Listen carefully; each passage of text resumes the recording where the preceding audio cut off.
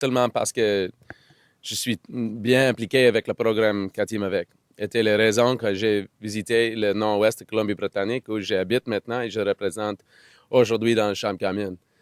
Et aussi, c'est clair que le Katimavik, c'est une série de l'histoire de le jeune peuple qui veulent avoir une expérience vraiment canadienne, pan-canadienne, et c'est essentiel.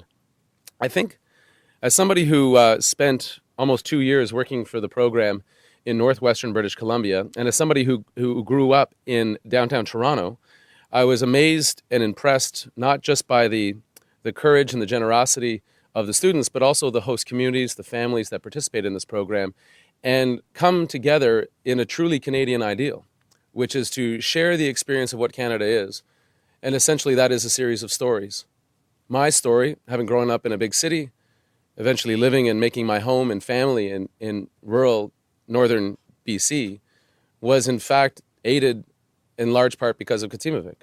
The experience of working with young people, working with these communities and building community was essential to my development as a political representative and potential leader. And it was also something that I was shocked to see in this budget so casually tossed aside. We spoke with people involved with the program, and they had no idea this was coming. No consultation, no conversation about how to improve the program. And if there are improvements, we should say this. We are willing to work with the government to make the program better. But with this government, is so often obvious and clear that it's their pleasure to destroy rather than to build. And in fact, it's much easier to destroy than build. And that's a shame, because if we form government, we will look to exactly these kinds of programs to connect this country, allow our youth to become the leaders that we hope and wish them to be.